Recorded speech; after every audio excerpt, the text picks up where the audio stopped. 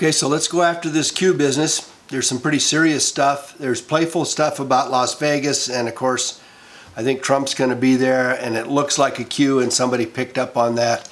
But the big information has to do with 2 or 3 things that all tie to the FVYE stuff, to the Congress, and to releasing unredacted documentation. We've been waiting, I think, since Monday when it was ordered, and the question then is something going to happen? The presidential order from Trump was fairly unequivocal.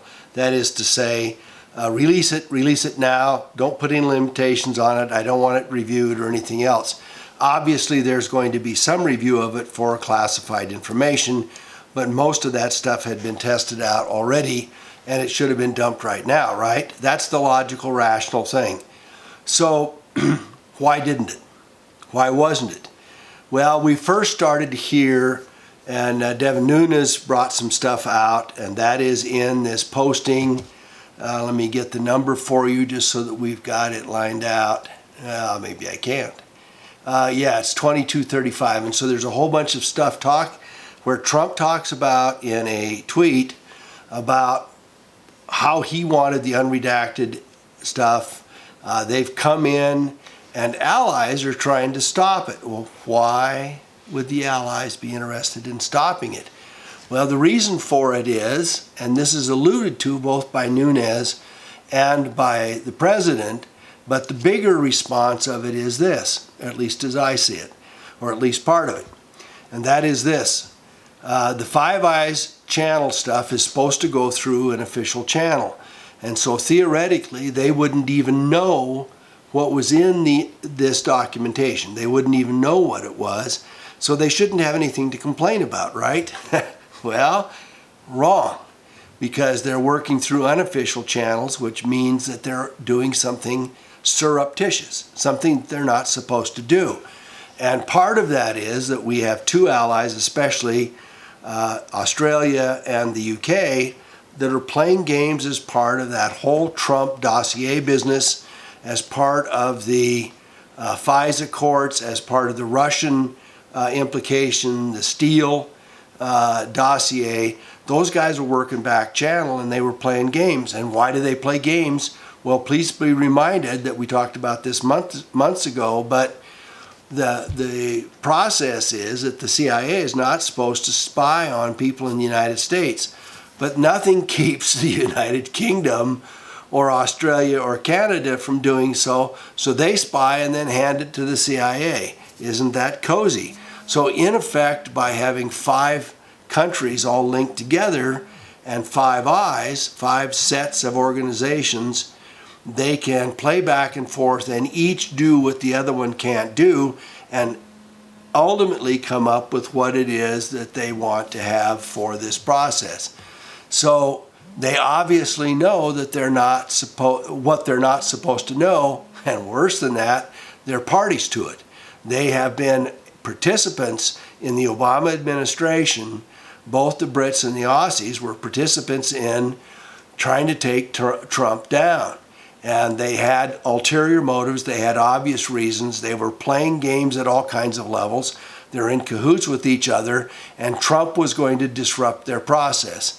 So they were banking on, betting on, going after, making sure that Hillary won, and when that looked like it might not be a perfect deal, they played games with it. Then when he was the president-elect, they did more, and then when he became president, they doubled down. And so now, if you release this information, not only does Rosenstein and the rest of these guys, all of the chain up and down the DOJ and the FBI, and also the administration, the core of the administration, not only do they have egg on their face, these UK, the British, and the Australians have a chicken load of egg on their face. And of course, it's going to be, and it already has to be, very embarrassing for them, because they now have a president that they were actively plotting against. I don't think there's any question about it. There's some comment about matching the delta up between various parts. there is, and I'm not going to spend a lot of time on it, there's a clipboard image which is really pretty interesting, having to do with meeting these guys, running the stuff through, and seeing that the foreign allies are having problems with it. I mean, what a surprise that is.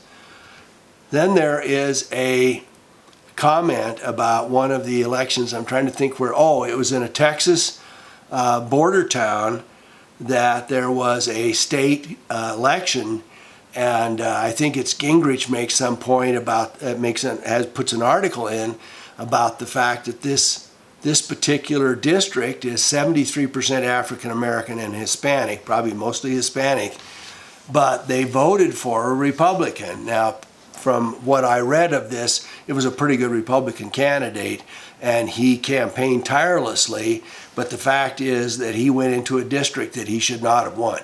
It should have been a gimme to the Democrats, and it wasn't.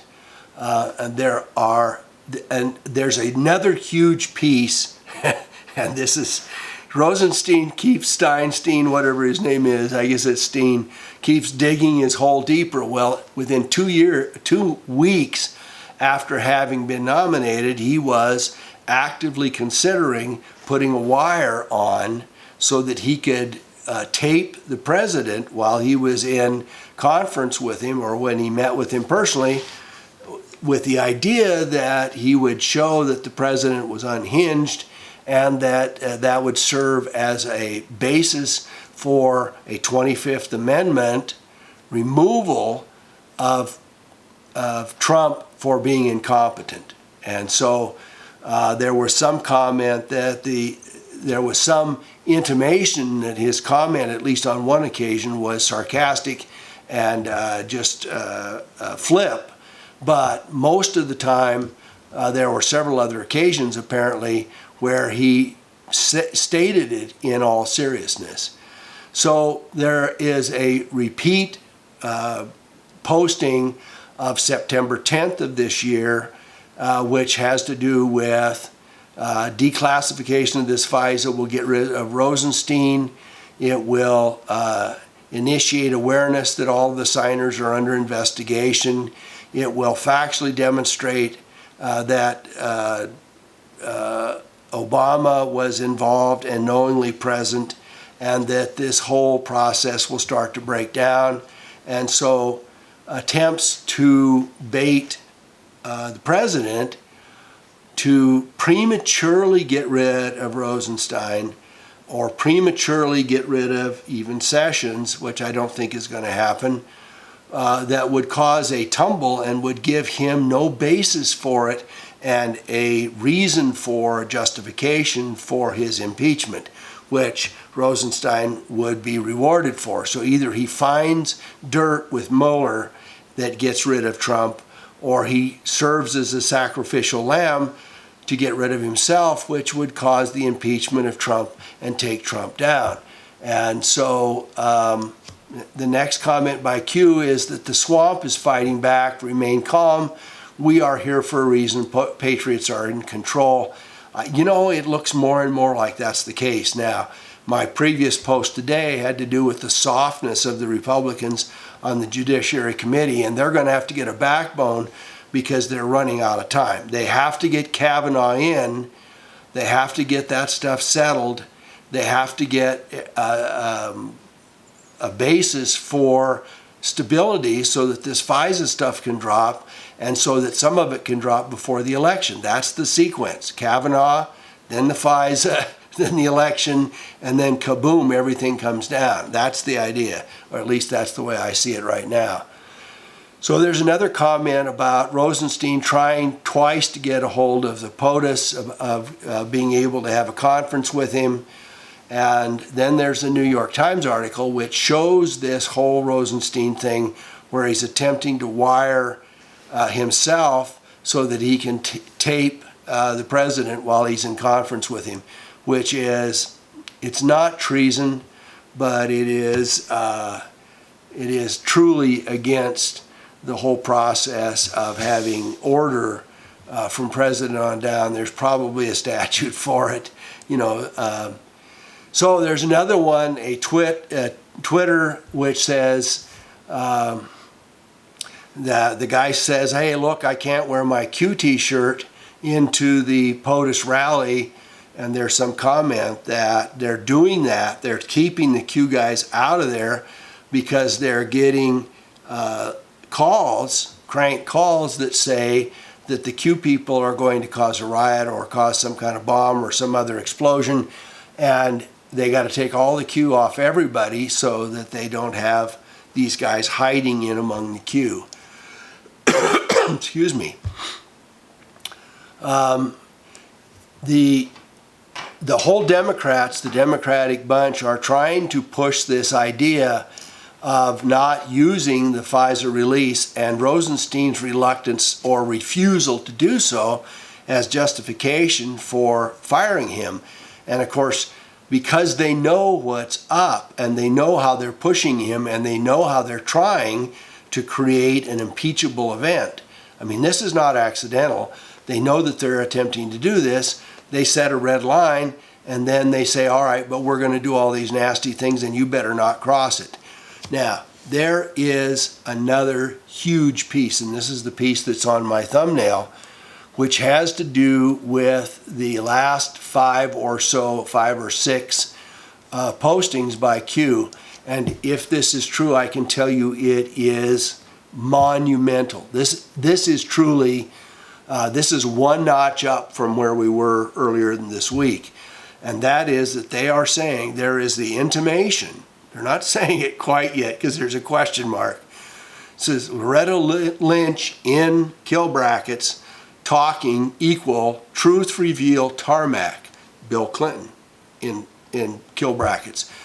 Loretta Lynch, kill brackets, talking equal truth reveal Comey HRC email case. You know, there's the whole summer matter from last year. Loretta Lynch talking equal truth about Obama instructions to Hillary concerning Hillary and tying him in with a cover-up and trying to avoid Hillary being investigated or charged, which they didn't do at all. I mean, they didn't even look at those emails on either occasion, either early in the summer or in the fall. They didn't look at those emails. They just passed on it. All they did is give themselves a week of time to say, what are we going to say about how we completed the investigation? Not, well, are we investigating and what is it showing? None of that was happening. So the other part about this is Loretta Lynch talking, aren't I having fun, equal truth reveal Brennan no-name coordination to frame POTUS. So we're talking about Brennan and Jockstrap McStade. We're talking about those guys working in coordination with the Steele dossier and the rest of that. I don't know whether you remember this or not, but right after the president was inaugurated, Brennan came out. Here he is, the head of the CIA, and he claims that 16 of the 17 agencies all found Russian collusion or probability of Russian collusion by the Trump campaign. Well, it was total fabrication. It was a total lie. But because Brennan was the head of the CIA, he had credibility. I mean, what are you going to say? It's the head of the CIA. If you trust your organizations, how does that work? The next comment has to do with Comey and McCabe talking. So now we have the big three: Comey, McCabe, and Lynch. These are the folks that sit on the left, middle, and right side of Obama. The only ones that are closer, the only one that's closer is Hillary. And so you've got Holder and Lynch, you've got Hillary and little Johnny Kerry, Jimmy Jaw Kerry, and Comey and McCabe. But Comey and McCabe, if they are talking, and they could be talking, and they have been very quiet lately, if they are talking, they have an arm, they have a finger that will point back to the former president, and there is only 1 degree of separation between their finger and Obama, right?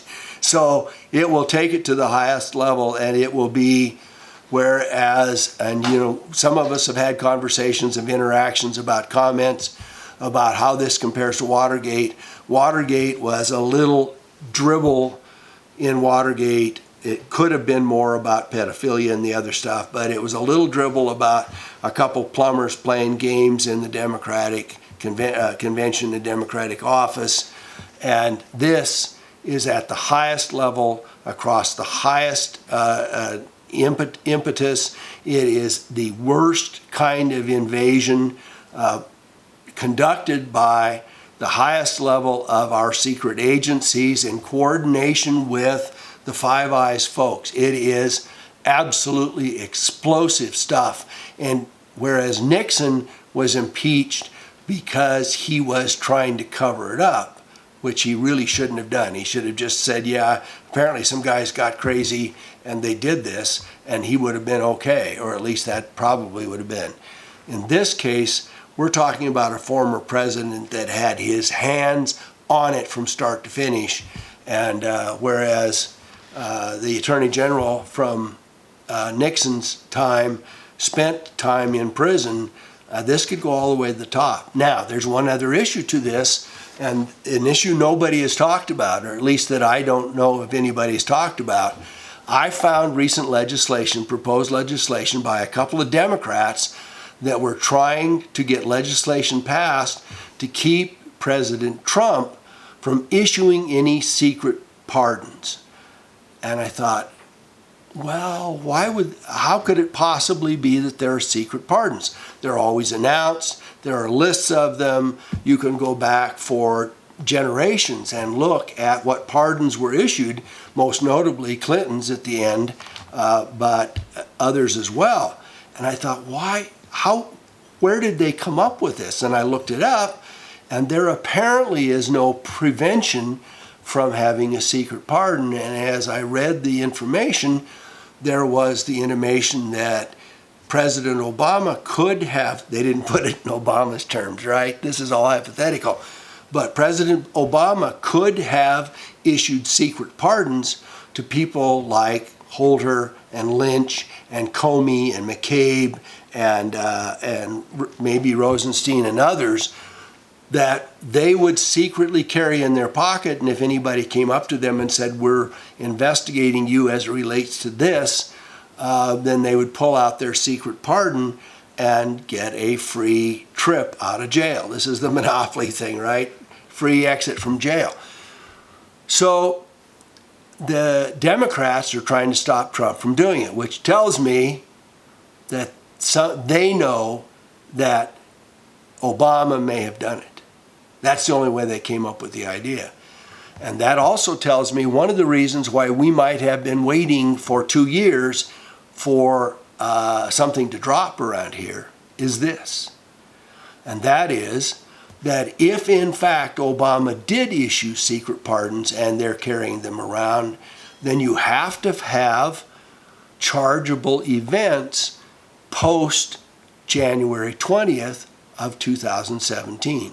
So these guys having enough rope to hang themselves, which applies to all of them running around, Kerry engaging in violations of the Logan Act, Hillary playing with the Clinton Foundation, Bill playing with the Clinton Foundation, McCabe and Comey involved post the election of Trump, and probably in collusion with Obama. And if those emails or texts between Comey and McCabe include Obama, that will pull him into criminality post January 20th, if that's in fact the case.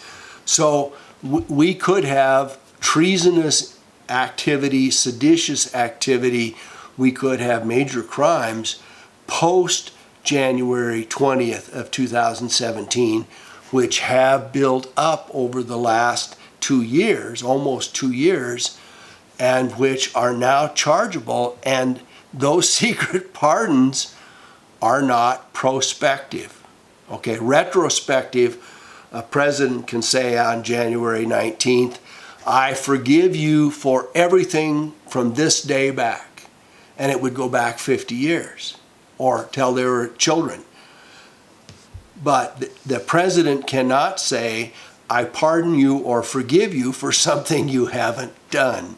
or that hasn't occurred yet. So the process of this is that if that is in fact the case, they may have waited to get really good stuff on these guys before they drop the hammer, and that may be part of it. The final one is a picture, and it is "Remain calm, patriots are in control." I borrowed the center of it and used the picture of Trump with a 6-shooter. There he is with the 6-shooter. And it says, "You are watching the systematic destruction of the old guard. Power will return to the people. Q." So I give this, some of you know that at times I'm skeptical. Some of you give me a hard time because I am too skeptical, because I'm not perfectly on board. I'm not riding the center of the horse at 20 miles an hour. And some of you say, well, how could you possibly get on the horse at all? I'm not trying to ride in the middle for all of you. I'm trying to ride in the middle for me, okay? And riding in the middle for me says, trust but verify.